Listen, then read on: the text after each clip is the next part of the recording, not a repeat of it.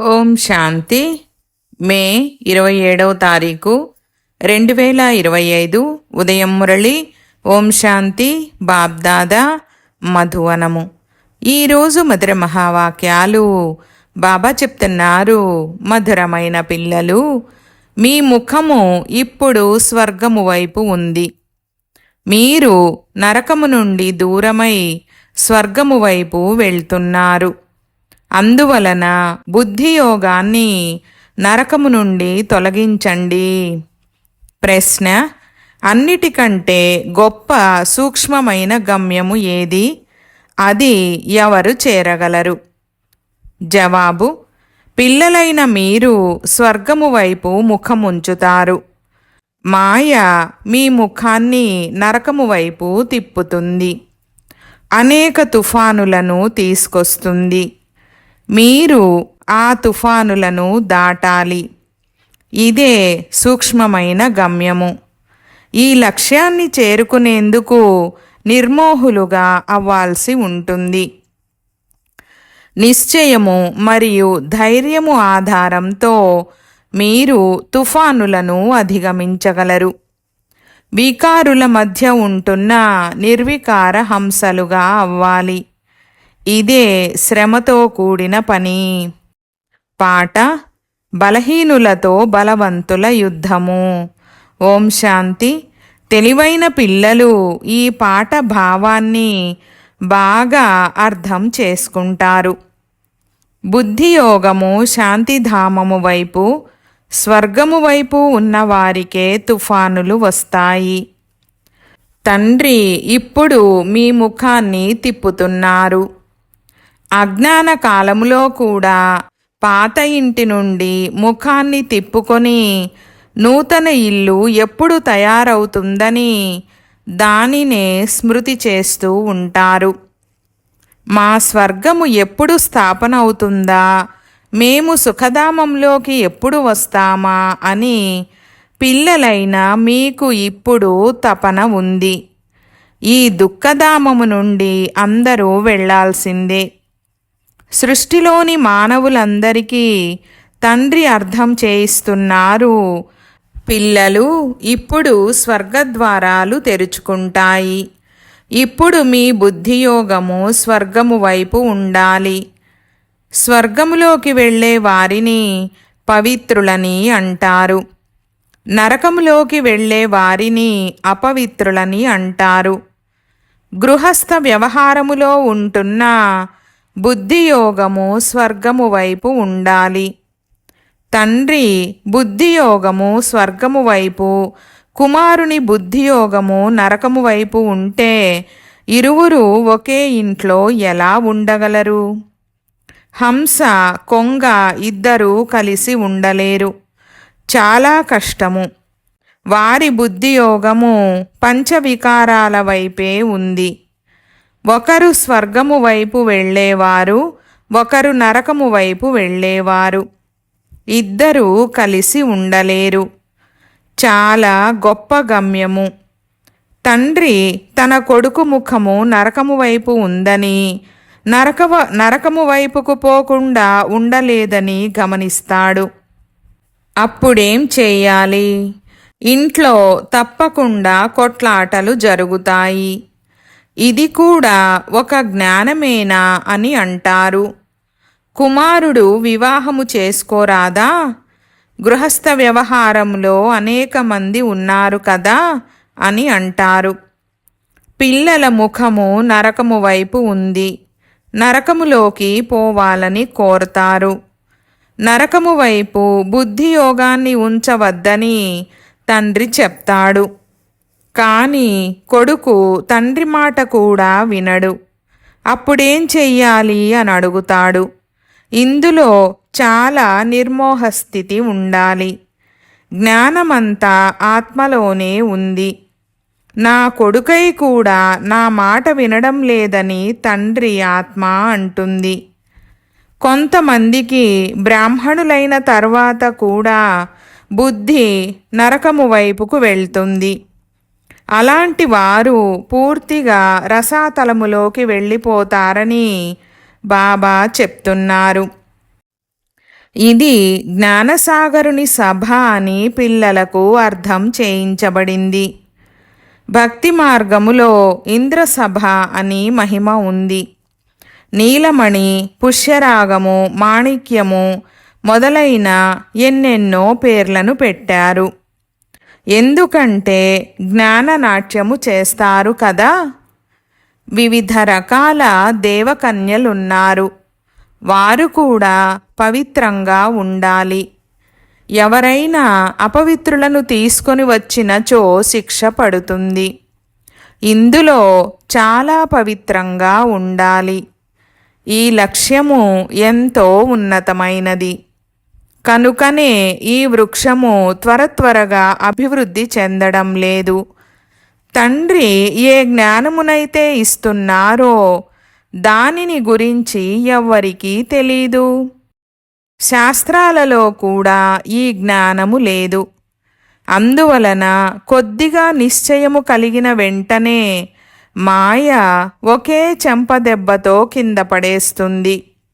తుఫాను కదా. చిన్న దీపాన్ని తుఫాను ఒకే దెబ్బతో కింద పడేస్తుంది, ఆర్పేస్తుంది. ఇతరులు వికారాలలో పడిపోవడం చూసి స్వయం వారు కూడా పడిపోతారు. ఇందులో అర్థం చేసుకునే గొప్ప బుద్ధి ఉండాలి. అబలలపై అత్యాచారము జరిగిందనే గాయనము కూడా ఉంది. తండ్రి అర్థం చేయిస్తున్నారు, పిల్లలు, కామము మహాశత్రువు. దీనిపై మీకెంతో అసహ్యము కలగాలి. బాబా చాలా అసహ్యము కలిగిస్తారు. ఇంతకు ముందు ఈ విషయం లేదు. ఇప్పుడే కదా నరకంగా ఉంది. ద్రౌపది బాధతో పిలిచింది అనేది ఇప్పటి మాటే. ఎంత బాగా అర్థం చేయించినా బుద్ధిలో కూర్చోవడం లేదు. ఈ సృష్టి చక్ర చిత్రము చాలా బాగుంది. స్వర్గానికి దారి, గేట్ వే టు హెవెన్. ఈ గోళము చిత్రము ద్వారా చాలా బాగా అర్థం చేసుకోగలరు. ఇంత బాగా మెట్ల చిత్రము ద్వారా కూడా అర్థం చేసుకోలేరు. రోజురోజుకు సవరణలు కూడా జరుగుతుంటాయి. ఈరోజు మీకు పూర్తిగా కొత్త సూచనలు ఇస్తానని తండ్రి అంటున్నారు. మొదటే అన్ని సూచనలు లభించవు కదా. ఇది ఎలాంటి ప్రపంచము? ఇందులో ఎంత దుఃఖముంది. పిల్లలపై ఎంత మోహముంటుంది.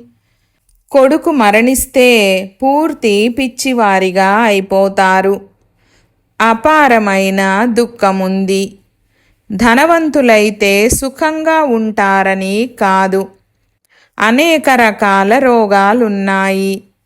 ఆస్పత్రులలో పడి ఉంటారు. పేదవారు జనరల్ వార్డులలో పడి ఉంటారు. ధనవంతులకు ప్రత్యేక గదులు లభిస్తాయి.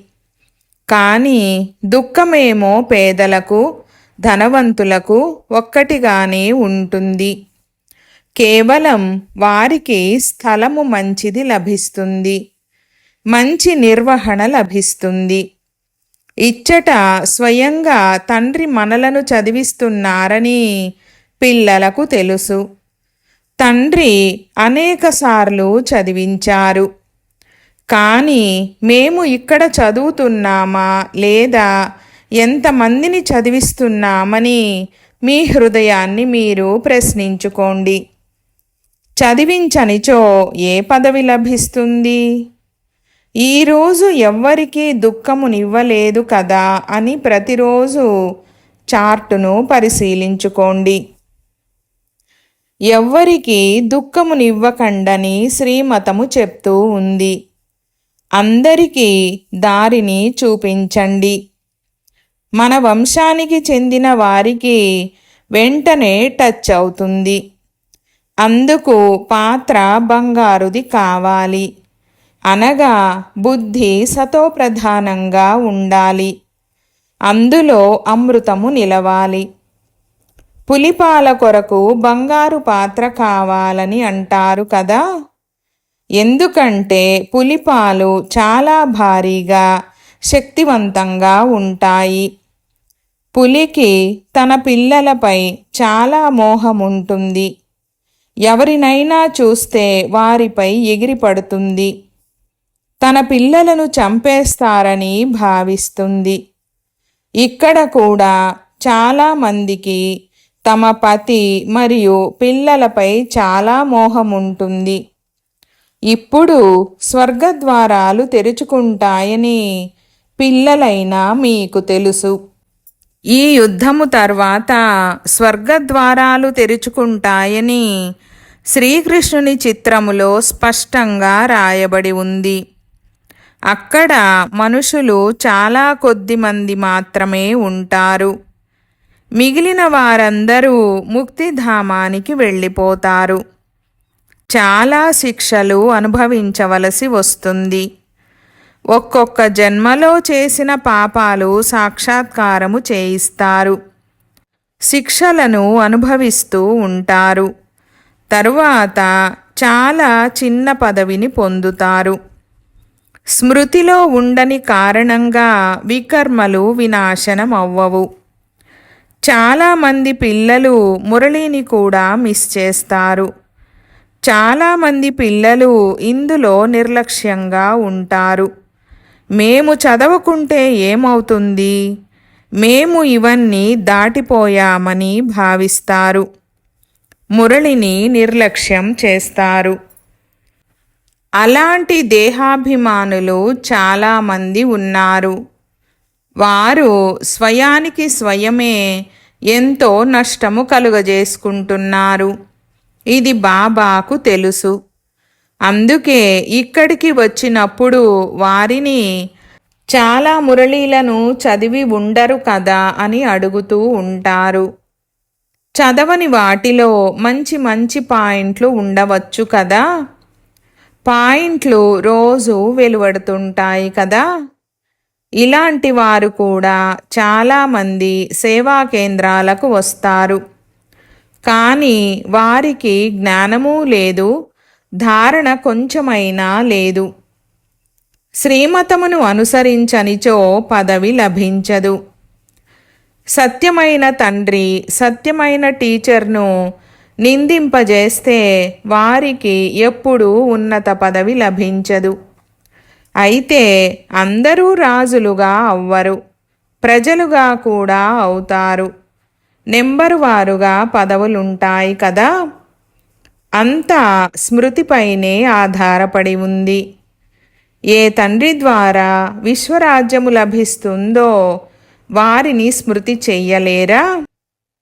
అదృష్టంలోనే లేకుంటే పురుషార్థమేం చేస్తారు?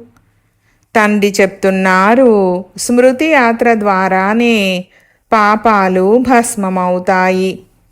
మరి పురుషార్థం చెయ్యాలి కదా. ఆహార పానీయాలు మానేయమని బాబా చెప్పడం లేదు. ఇది హఠయోగము కాదు. నడుస్తూ తిరుగుతూ అన్ని కర్మలను చేస్తూ ప్రేయసి ప్రియుణ్ణి స్మృతి చేసినట్లుగా స్మృతిలో ఉండండి. వారికి నామరూపాలపై ప్రేమ ఉంటుంది. ఈ లక్ష్మీనారాయణులు విశ్వరాజ్యాధికారులుగా ఎలా అయ్యారో ఎవ్వరికీ తెలీదు. వీరు రాజ్యం చేస్తూ ఉండినారు. ఇది నిన్నటి మాటే అని మీరంటారు. లక్షల సంవత్సరాలని మానవులంటారు. మాయ మానవుల బుద్ధిని పూర్తి రాతి బుద్ధిగా చేసేసింది. మీరిప్పుడు రాతి బుద్ధి నుండి బంగారు బుద్ధి గలవారిగా అవుతున్నారు. పారసనాథుని మందిరం కూడా ఉంది. అయితే పారసనాథుడు ఎవరో కూడా మానవులకు తెలియదు. ఘోరమైన అంధకారములో ఉన్నారు. ఇప్పుడు తండ్రి ఎన్నో మంచి మంచి విషయాలను అర్థం చేయిస్తున్నారు. అర్థం చేసుకోవడం ప్రతి ఒక్కరి బుద్ధిపై ఆధారపడి ఉంది.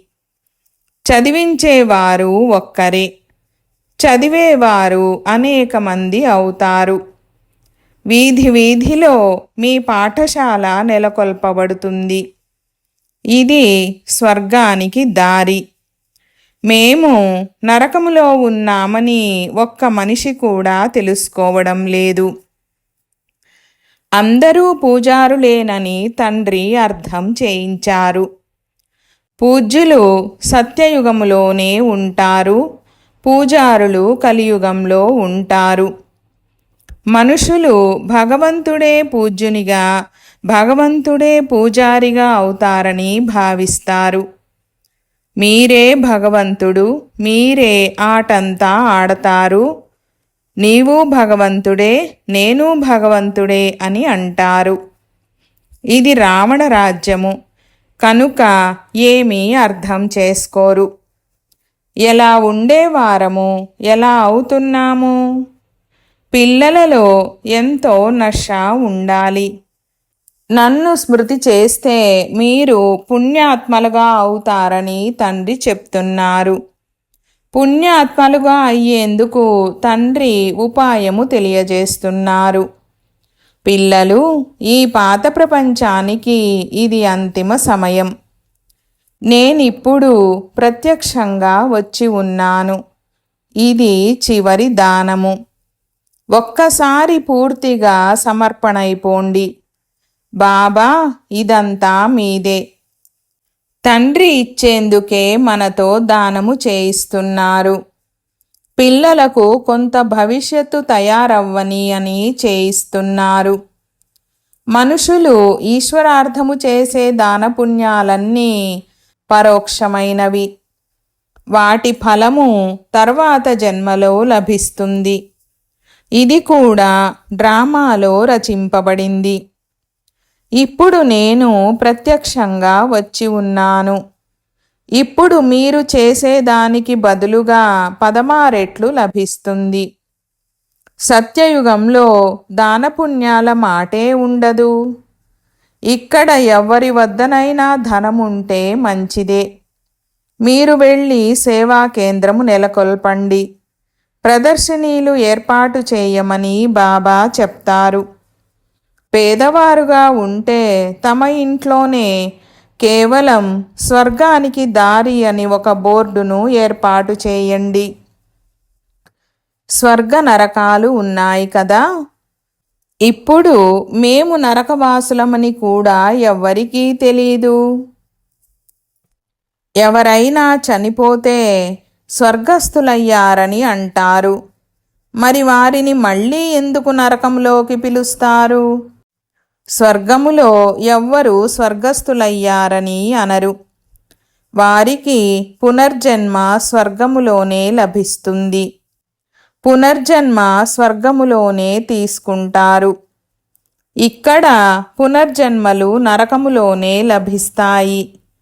ఈ విషయాలు కూడా మీరు అర్థం చేసుకోగలరు. భగవాను వాచ, నన్ను ఒక్కరినే స్మృతి చేయండి, ఎందుకంటే వారే పతిత పావనులు. నన్ను స్మృతి చేస్తే మీరు పూజారుల నుండి పూజ్యులుగా అవుతారు. భలే, స్వర్గములో అందరూ సుఖంగా ఉంటారు. అయితే పదవులు నెంబరువారుగా ఉంటాయి. ఇది చాలా గొప్ప గమ్యము. కుమారీలకు సర్వీస్ చేయాలనే చాలా ఉత్సాహం ఉండాలి. మేము భారతదేశాన్ని స్వర్గంగా చేసి చూపిస్తామని నషాతో చెప్పాలి. కుమారీలు అనగా 21 కులాలను ఉద్ధరించువారు, అనగా 21 జన్మల వరకు ఉద్ధరించువారు. మంచిది. मीठे मीठे सिकीलधे बच्चों प्रति मात पिता बाप दादा का याद प्यार और गुड मॉर्निंग. रूहानी बाप की रूहानी बच्चों को नमस्ते. हम रूहानी बच्चों की रूहानी बाप दादा को याद प्यार, गुड मॉर्निंग और నమస్తే నమస్తే బాబా నమస్తే. ధారణ కొరకు ముఖ్య సారము 1వ పాయింట్. ఈ పాత ప్రపంచ అంతిమ సమయంలో తండ్రి నేరుగా వచ్చారు. అందువల్ల సంపూర్ణంగా సమర్పణ అవ్వండి. బాబా, ఈ సర్వస్వము మీదే అని అనండి. ఈ యుక్తి ద్వారా పుణ్యాత్మలుగా అవుతారు. మురళిని ఎప్పుడూ మిస్ చేయరాదు. మురళిలో ఎప్పుడూ నిర్లక్ష్యంగా ఉండరాదు. మేము చదువుకుంటే ఏమవుతుంది, మేము దాటుకునేశాము అని అనరాదు. అది దేహాభిమానము. మురళిని తప్పనిసరిగా చదవాలి. వరదానము: స్వయాన్ని మౌల్డ్ చేసుకొని నిజమైన గోల్డుగా తయారై ప్రతి కార్యములో సఫలమయ్యే స్వపరివర్తక భవ. వివరణ: ఎవరైతే ప్రతి పరిస్థితిలో స్వయాన్ని పరివర్తన చేసుకుని స్వపరివర్తకులుగా అవుతారో వారు సదా సఫలం అవుతారు. అందువలన స్వయాన్ని పరివర్తన చేసుకోవాలనే లక్ష్యం ఉంచుకోండి. ఇతరులు పరివర్తన అయితే నేను పరివర్తన అవుతానని కాదు. ఇతరులు మారని మారకపోని నేను మారాలి, అర్జునుడిగా నేను అవ్వాలి. సదా పరివర్తన అవ్వడంలో మొదట నేను. ఎవరైతే ఇందులో మొదట నేను అని అంటారో వారే మొదటి నెంబరుగా అవుతారు. ఎందుకంటే స్వయాన్ని మలుచుకునే వారే రియల్ గోల్డ్. రియల్ గోల్డ్కే విలువ ఉంది. స్లోగన్: తమ శ్రేష్టమైన జీవితం యొక్క ప్రత్యక్ష ప్రమాణము ద్వారా తండ్రిని ప్రత్యక్షం చేయండి. ఈరోజు అవ్యక్త ఇషారా పాయింట్: బాప్ సమానంగా అవ్వాలన్నా లేక తండ్రికి సమీపంగా వెళ్ళాలన్నా అపవిత్రత అనగా కామ మహాశత్రువు స్వప్నంలో కూడా దాడి చెయ్యరాదు. సదా భాయి భాయి యొక్క స్మృతి సహజంగా మరియు స్వతహాగా స్వరూపంలో ఉండాలి. ఆత్మ యొక్క అసలైన గుణస్వరూపము మరియు శక్తి స్వరూప స్థితి నుండి కిందికి రాకండి. ఓం శాంతి.